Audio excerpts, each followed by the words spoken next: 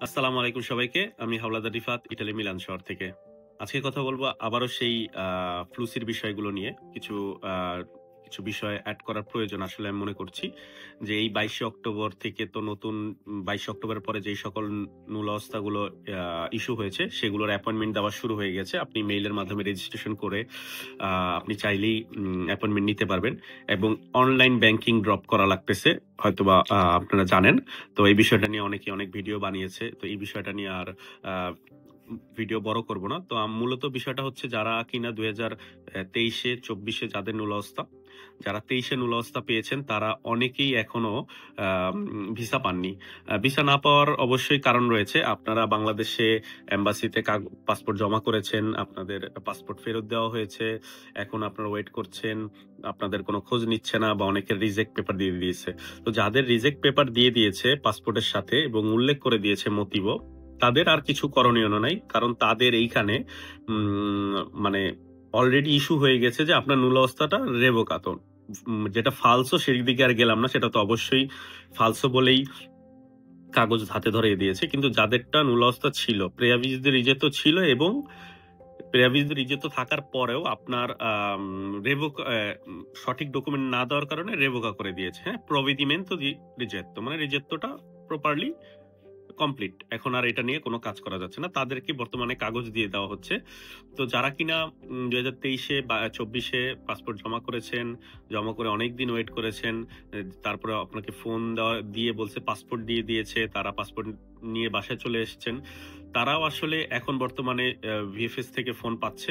Phone পেয়ে যাচ্ছে, তাদেরকে ডাকছে এবং বলতেছে যে, "আসেন আপনার ফাইলটা রেডি আছে, আপনি নিয়ে যান।" কিন্তু তাদেরকে কিন্তু ভিসা দিচ্ছে না। তাদেরকে রিজেক্ট পেপার ধরিয়ে দিচ্ছে। কারণ হচ্ছে আপনার তারা এখন বর্তমানে যেই সকল ফাইলগুলো ২০২৩ অলরেডি provvedimento di rigetto হয়ে গিয়েছে, সেগুলো আসলে সেগুলো নিয়ে আর কাজ করতে চাচ্ছে না। সেগুলো পাসপোর্ট তো আগেই ফেরত দিয়ে দিয়েছে। এখন একটা ডিসিশন দিয়ে দিবে যে ওই যে কাগজ যে দেওয়া হয়নি, সেই কাগজটা দিয়ে দেওয়ার জন্য তাদেরকে ডাকছে। আর যারা ২৪ নুলস্থা পেয়েছেন, অ্যাপয়েন্টমেন্টও পেয়েছেন, সেটা আপনার অক্টোবরের ১৬ তারিখের পরে ছিল অ্যাপয়েন্টমেন্ট গুলো এবং এক আ অক অক্টোবরের ১৬ তারিখে তো ভিএফএস অনির্দিষ্টকালের জন্য এম্বাসি বন্ধ করে দিয়েছে। তো অক্টোবরের পরে যারা অ্যাপয়েন্টমেন্ট পেয়েছেন, তারা হতাশ হবেন না বা যারা অ্যাপয়েন্টমেন্ট পাননি তারাও হতাশ হবেন না। কারণ এ রিসেন্টলি এই ফাইলগুলো নিয়ে কাজ করা শুরু করেছে। তো আপনাকে অবশ্যই ভিএফএস থেকে ফোন দিবে। ফোন দিয়ে বলবে যে আপনি পাসপোর্ট দিয়ে যাওয়ার জন্য এবং সকল নুলস্থা সহ সকল কাগজপত্র যেমন ডি-ফর্ম এগুলো সব চাবে। এগুলো নিয়ে আপনাকে যেতে হবে এবং এটা খুবই কম সময়ের মধ্যেই হয়ে যাবে। সেটা ২ থেকে ৩ দিনের ভিতরে আপনাকে বলবে যে আপনি চলে নিয়ে আসেন বা ১ সপ্তাহ মাক্সিমাম আপনাকে সর্বোচ্চ সময় দিবে ১ সপ্তাহ যে আপনি অমুক দিন চলে আসেন, নিয়ে যান। আপনার পাসপোর্ট এবং সকল কাগজপত্র নিয়ে আসেন, জমা করে যান এবং তারপরে ১ সপ্তাহের ভিতরে আপনাকে ভিসা দিয়ে দিবে। এইটা বর্তমানে সিচুয়েশনটা এমন চলছে। তো খুবই কম সংখ্যক মানুষই ফোনগুলো পাচ্ছে। কারা ফোনগুলো পাচ্ছে সেটাও একটু ক্লিয়ার করি। যারা কিনা ছোট প্রভিন্সে ছোট আ কমিউনি রেজিয়নের আন্ডারে যাদের কিনা দেখা গেছে আম নুলস্থা উঠেছে। যেমন বৃহত্তর কাম্পানিয়া, নাপোলি ওই সাইডের, তারপরে লোম্বার্দিয়া, মিলানো এই সাইডের এরা কিন্তু পাচ্ছে না। কারণ হচ্ছে এইখানে হিউজ ট্রাফিক, ঠিক আছে? হিউজ নুলস্থা। অনেক বড় প্রভিন্স, অনেক হাজার মানুষের রিকোয়েস্ট। শুধু বাঙালিরই না, এখানে প্রত্যেক ইজিপসিয়ান আছে, মারোক্কিনা আছে, আলবানিয়া আছে, পাকিস্তান আছে, ইন্ডিয়ান আছে। সকলের কাজগুলোই কিন্তু করা লাগতেছে প্রেফেক্টুরার। কারণ শুধু যে বাঙালিদের কাজ করছে এমন না। তারা সব দেশের সবার ফাইলই কাজ করছে। যেমন বাঙালিদের মতো ইজিপ্ট যারা ইজিপ্ট তো আরকি, মিশর, তাদেরও অনেক ফাইল, হিউজ ফাইল। আমাদের কাছেও হিউজ ফাইল তাদের। যে তাদের মানে আমার মনে হচ্ছে বাঙালিদের চেয়ে ইজিপশিয়ানদের কাগজই বেশি। তো এই প্রেফেক্টুরা কিন্তু বাঙালি আর ইজিপশিয়ান দেখে না। তারা যে সিরিয়াল অনুযায়ী তাদের কাজগুলো করছে। আরেকটা গুরুত্বপূর্ণ বিষয় আমি আজকে বলে যাব এই ভিডিওতে। আপনারা যারা কিনা ২০২৫ এর কাগজ জমা করেছেন, তাদের একটা ইন্টারেস্টিং কথা বলবো আজকে।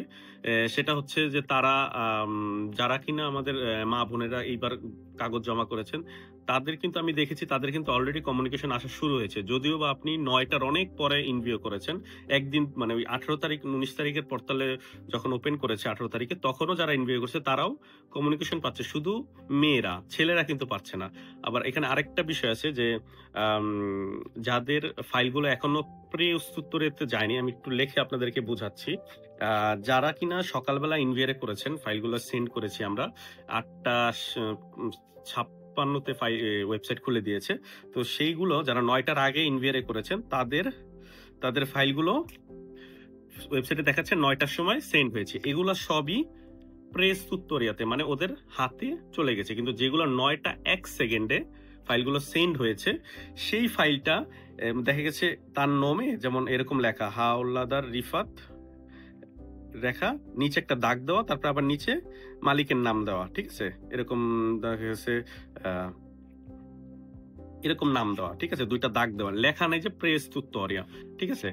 কারণ হচ্ছে এই ফাইলগুলো অনেকে মনে করতেছে ভাই এগুলো কোথায় যাচ্ছে না, এগুলো প্রেস তুত্তরিয়ায় যাচ্ছে না কেন? তো আসলে এই ফাইলগুলো প্রেস তুত্তরিয়ায় না যাওয়ায় হতাশ হবেন না। কারণ এগুলো এখনো ওরা হাতে নেয়নি। আগের মতো যে সব সামনে দিয়ে সব নিয়ে পরে সবগুলো কতা নন ডিসপোনিবল করে দিয়েছে, বিষয়টা এমন না। বিষয়টা হচ্ছে যে উপর থেকে একটা করে কাজ করে নিচে যাচ্ছে তারা। ঠিক আছে? যে আগে তো ওদের অনেক ভুল ত্রুটি ছিল, অনেকভাবে ভুল ত্রুটি করেছে ওরা। কিন্তু এখন ওরা অর্গানাইজড ভাবে কাজ করছে।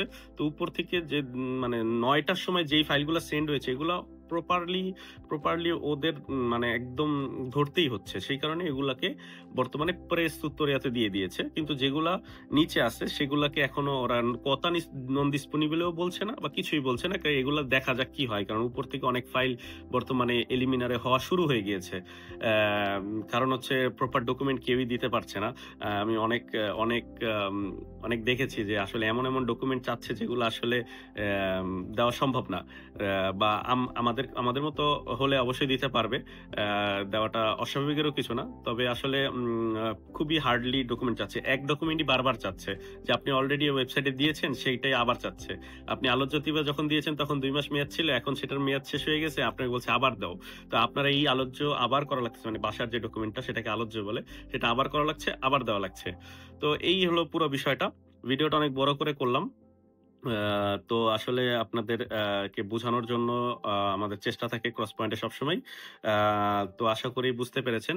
আর হচ্ছে আমাদেরকে একটু দয়া করে আমাদেরকে লাইক, কমেন্ট এবং আমাদের চ্যানেলগুলো সাবস্ক্রাইব করে দিবেন দয়া করে। যাতে এইরকম ইনফরমেশন মূলক ভিডিও আপনাদেরকে আরো দিতে পারি। ভালো থাকবেন। আসসালামু আলাইকুম।